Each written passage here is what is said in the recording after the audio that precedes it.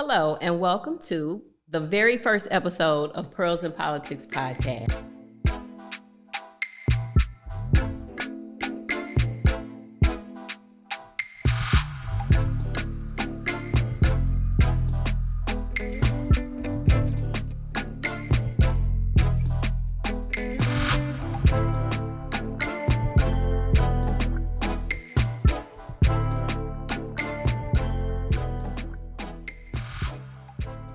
My name's Kahala, and I'm your host.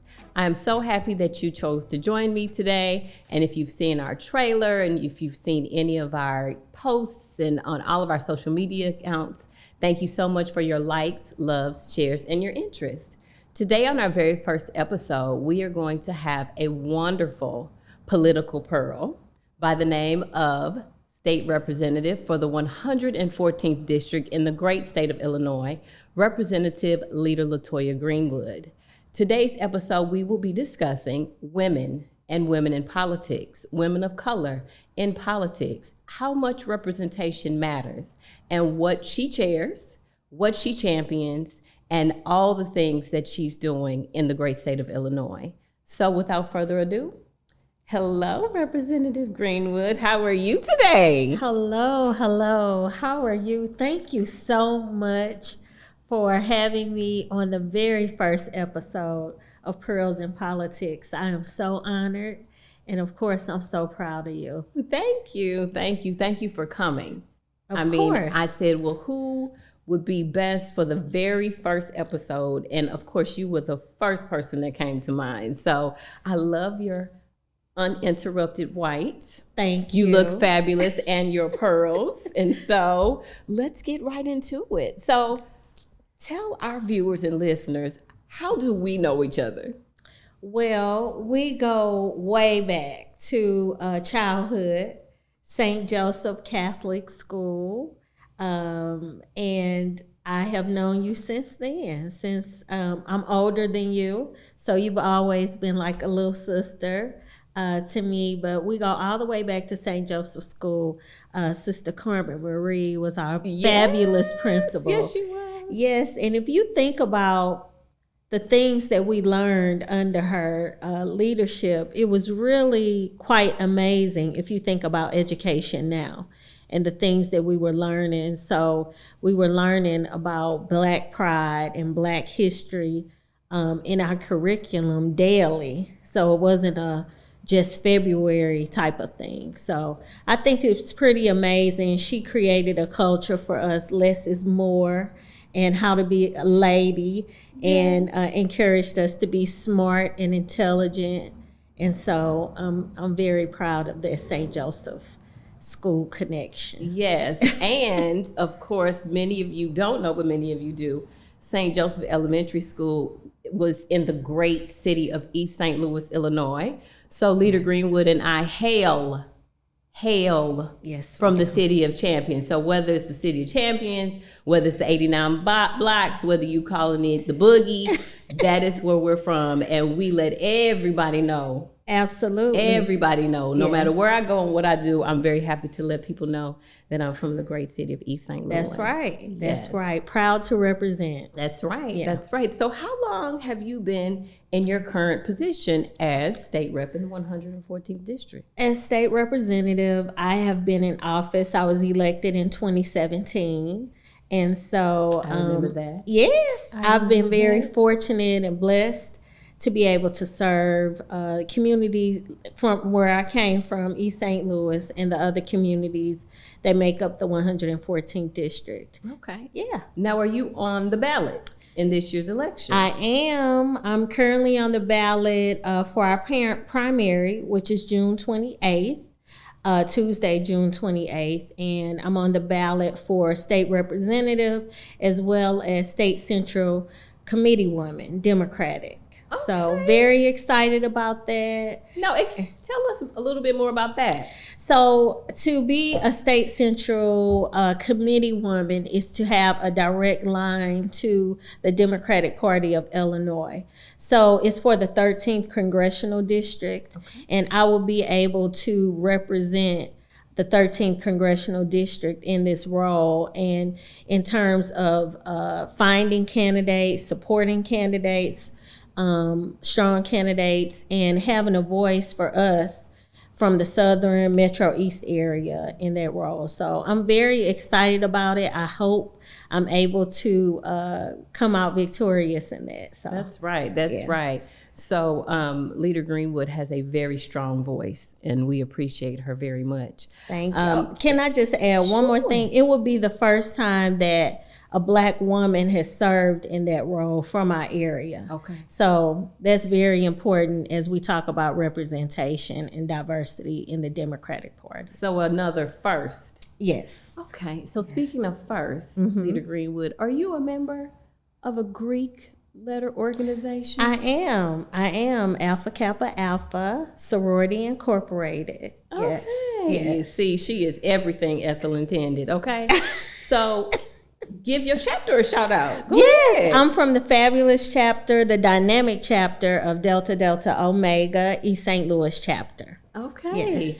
And so I am also, as if it's any secret, a member of Alpha Kappa Alpha Sorority Incorporated, and I'm a member of the absolutely amazing Alpha Beta Zeta Omega chapter of Alpha Kappa Alpha Sorority Incorporated, serving the greater St. Clair County. Yeah. So, okay. So tell me, what has your journey been in elections and in holding public office? What has your journey been, and what led you to want to hold an elected position? So, my journey began at a young age with just volunteering and assisting my dad, who was heavily involved in politics in the East St. Louis area. Yes. So, Mr. Greenwood. Yeah. That's right. That is right. That is him. I am Lonzo's daughter, yes. So just following him and watching him and all the different things that he was interested in terms of politically trying to move our communities forward. So it was a lot of picnics. It was a lot of walking. It was a lot of meeting people right where they were, and accepting people as who they are as human beings, and being able to assist people. And I've always been very interested in that. So then I was elected to city council for East St. Louis. And you did that for quite a while. How many years did you serve in that capacity? Well, I was elected for 2 terms. So, and I resigned maybe a year into my second term to fully focus on being state representative. So I loved being a city councilwoman. I served as the public safety chairperson. And it really gave me a connection with the community that I didn't have before. Even though I'm still currently a resident of East St. Louis, it just, it allows you to reach so many people. So I love doing that, as well as I love, as you know, being state representative also. So that was a little bit of my journey. You go through the process of your approvals from the various levels. You get a county nod, you get your local committeeman nod. So I've been very fortunate. Well, good, because I was just about to say, how has it been different from serving on a local or municipal level and the state level? Because that's what we want our viewers to know. We want people to understand that there are levels, and each level impacts you directly, because so many people feel like, oh, well, I'm not going to vote for president because the federal government, or I'm not going to vote, on the county level because it really doesn't matter, when every level of government really does matter. So how has it been different operating, going from the local level to the state level? Well, I love that you said that all elections matter. So, and it's very important that we remember that, because things are changing in our area especially. So just remember, all elections matter. But for me, being on city council, that is the heartbeat of a community. you get all the issues. You get the potholes, the the trash, everything. The weeds. That, yes. My neighbor's weeds are high. Yeah, absolutely. You get the all dog of that. is barking. Yeah. You get all of that. You get all of that. And then at the state level, it's more about, you get some of that still, but you refer them to the local. But for me, at the state level, it's about resources. And it's about information that we have now to be able to help lift communities up. Being able to allocate dollars for projects, being able to support education or health care, all of those things at the state level, being able to implement laws that really do impact us all across the state of Illinois, and again, lift up communities like East St. Louis and other communities that have been disadvantaged for decades. So, well, that's awesome. So that kind of ties into our next topic of discussion. You already mentioned representation, because being in your district, living in your district, having always lived in your district, and then being a woman. As we know, politics is not a woman-dominated field. Now, women are doing amazing things now. Yes. Oh my goodness! But it's still not. It's still a male-dominated field, and it's still not a minority-dominated field. right. And so, why does representation matter for women? And then, why does representation matter for people of color to you? Well, I always love to point people back to the data of previous elections, national elections, state elections, local elections. Black women really have been, as we all know, the backbone of the Democratic Party. But there have been some issues with that connect as we move up in politics.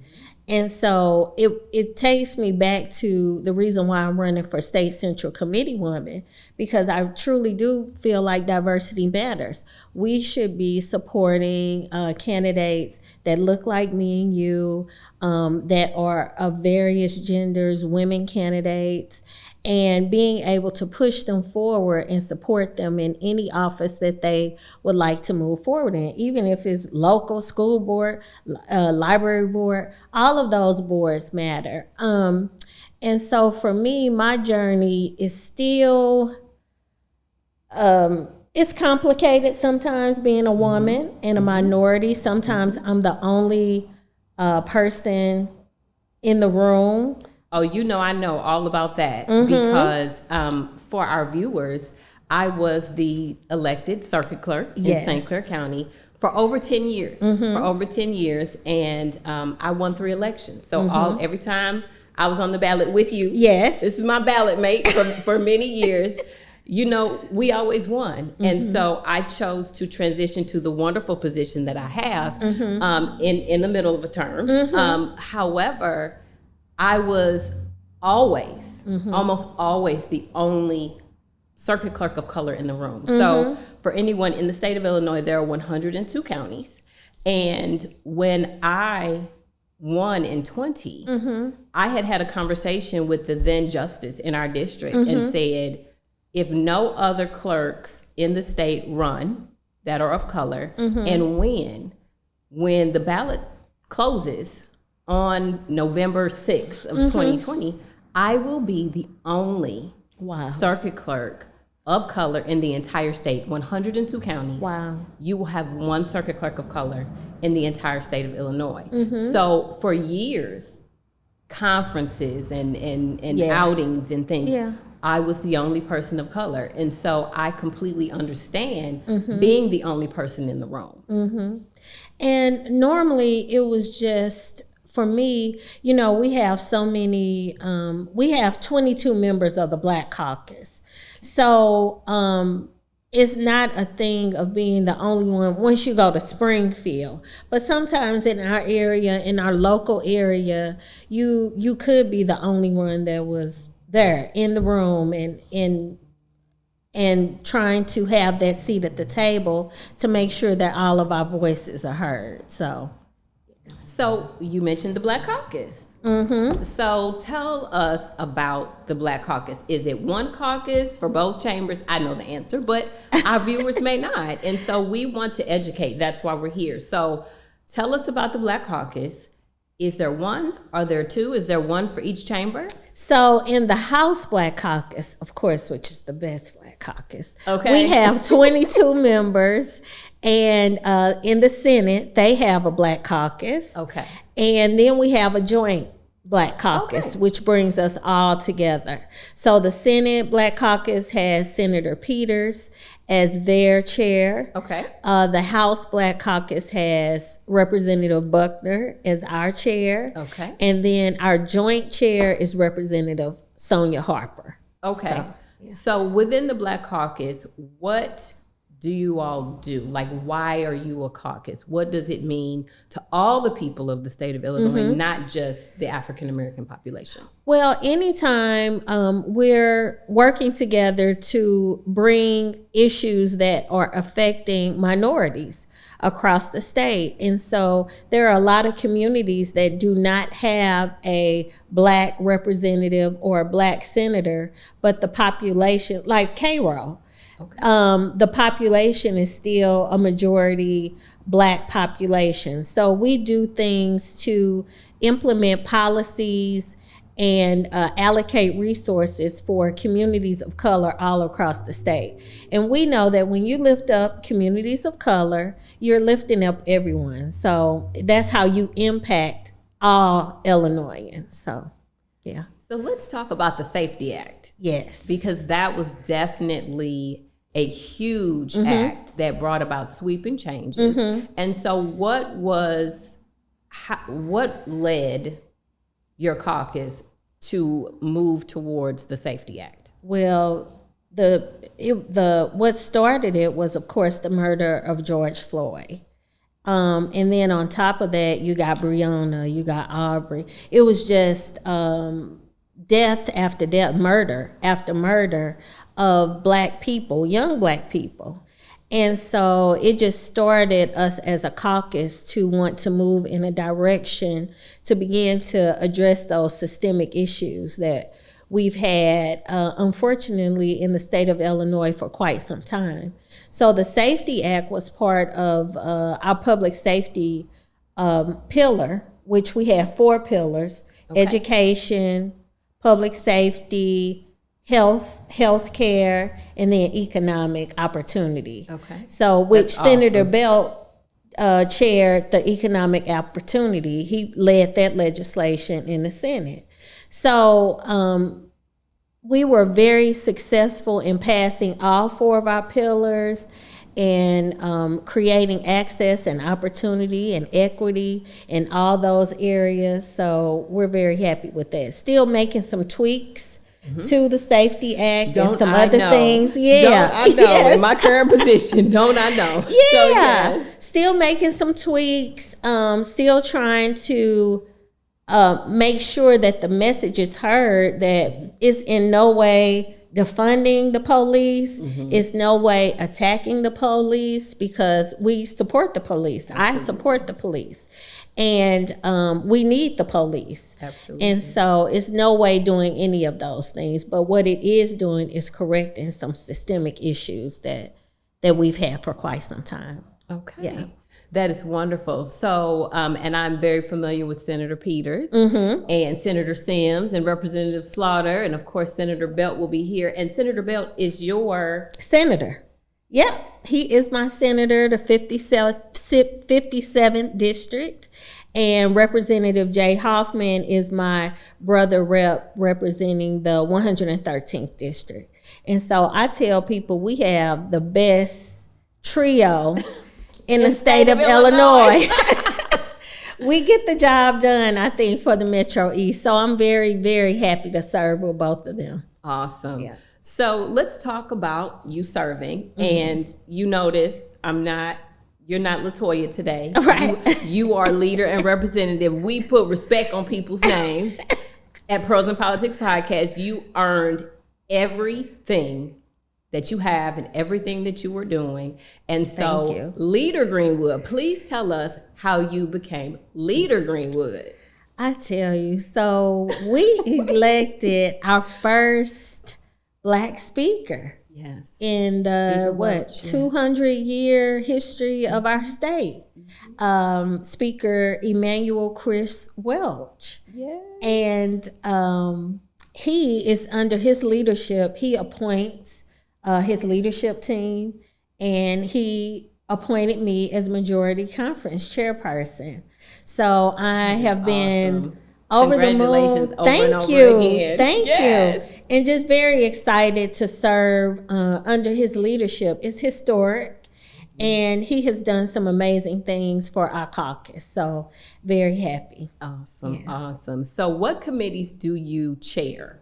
I chair healthcare availability and access. Awesome. That's been a very important issue, a very important priority for me moving forward. I've done a lot of legislation regarding Black maternal health. It continues to be an issue in our state and around the country. It does. Yeah. It absolutely is. And you know, I have like 8,000 children. And so that was always something that, you know, you're worried about. So regardless of your race, you know, women die. Regardless of your race, your economic status. Exactly. Yeah. But also we die at a much higher rate. So I was always like, oh, I'm so blessed. Yes. Every time I made it out. So, you know, and you as well being a mom of a wonderful college student. We'll get on Nicholas in a second. I know, right? But so please continue about what you chair. Please. Yes. And that issue and the thing that stands out is that those deaths are preventable. Okay. So we've been working, my trio, we've been working with Touche and Memorial, a number of hospitals locally on programming and getting information out to expectant mothers. And of course, we passed plenty of legislation. Leader Flowers, which you're very familiar with her, she led that charge, and as well as Representative Lilly, Senator Hunter, who's also a member of Alpha Kappa Alpha Sorority Incorporated. So we've been doing the work in terms of getting legislation to address Black maternal health and how it impacts our communities. But other committees, I am the vice chair of appropriations, K through 12 education. And very fitting. Yes. You know so much about education. Yes. That's another priority area. I'm on the agriculture committee. I'm on IT data analytics committee.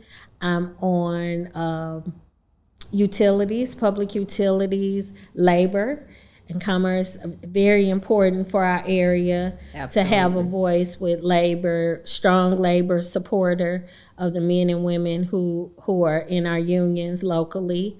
I'm on appropriations, human services. So it's a variety of arts, museums, cultural enhancement. I have a variety of things that I'm interested in because I think that we touch all of those areas. I represent maybe a little over 108,000 constituents. So I'm a little rural, I'm urban, I'm suburban. So I'm all of those things. So I like to have a variety with my committees. Yes, you are very busy. I keep up with you on social media. You know, we go to lunch all the time and, you know, we talk and we text and we fall out and laugh and do all the things that we do. And so you are very busy and I'm always rooting. I'm always sharing. I'm always oh, she is just out here making it do what it do. And so I think that's amazing. So what legislation, so this last General Assembly was the 102nd, correct? So 102nd General Assembly just closed later this year than probably ever before, I think. Early. Oh, it was early this year. Okay. Normally we close at the end of May. Yes, we closed in April, like April 8th maybe. I forget the date because it was like early in the morning when we left. We had been on the floor all night. Yes. So Yes, You were. exactly. All And I'll night. leave that there. Yes. But yes, because I was up. Yes. Not on the floor, but I was up. Why? Yes. The sun was up when we came out. So yes. So but yeah, we got out early. And it was an amazing session. Got a lot of things done. This session, I worked on a health equity bill that created scholarships and grants for minority students who were interested in healthcare. I did a bill that dealt with PFAS and pollution, worked with UCM and Sierra Club locally to get that done. And it was some other pieces of legislation that I cannot remember right now, but those are my two. Oh, my expressway camera bill.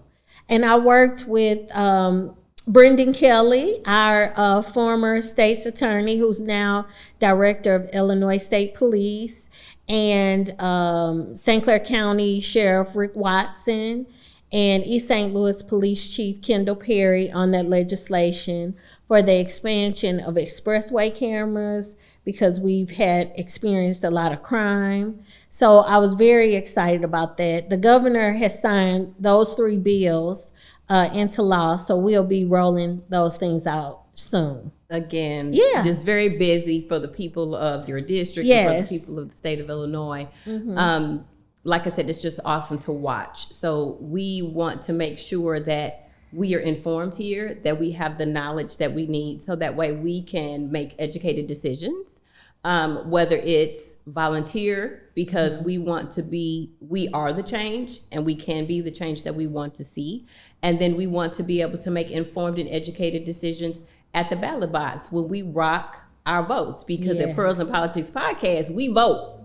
We pull ballots and we vote, and your vote matters and your vote is important. And if anyone tells you anything differently, they are lying to you. Your vote does matter. And so thank you for everything that you've done and everything that you're doing. Thank you. And thank you for coming on today. There's just so much more to talk about and so much more to unpack. Will you come back? Of course. Of course.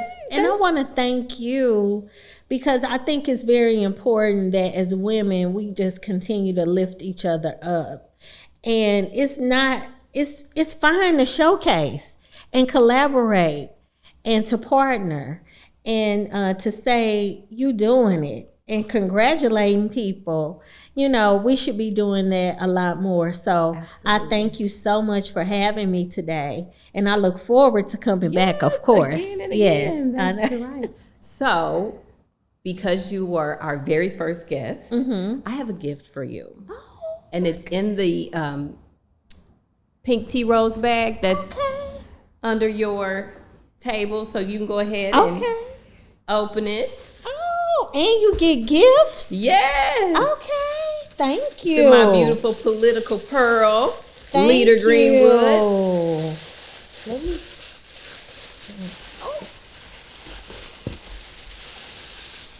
Oh, gorgeous. Thank you so much. You are welcome. Yes. So when you come back, you can wear those. Yes, definitely. Thank you so much for having me. Yes, it was, like I said, you were I said, who's it gonna be? And I said, oh, it's gonna be Leader Greenwood. That's who it's gonna be. And so I was like, oh, do I need to push the date? What do I need to do for you to be here in studio with me for the very first episode of Pearls and Politics Podcast? So thank you so much. Thank you to our viewers. Again, I just am so elated that you tuned in today for our very first episode that airs today, June 17th. And so we really hope that you will come back and continue to learn with us as here at Pearls and Politics Podcast, where we are polished and poised for impact and greatness. Thank you so much. See you soon.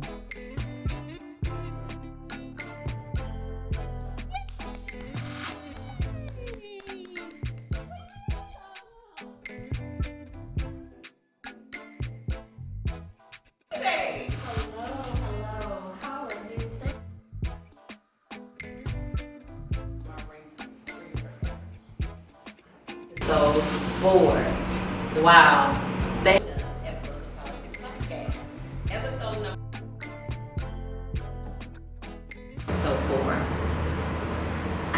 believe I'm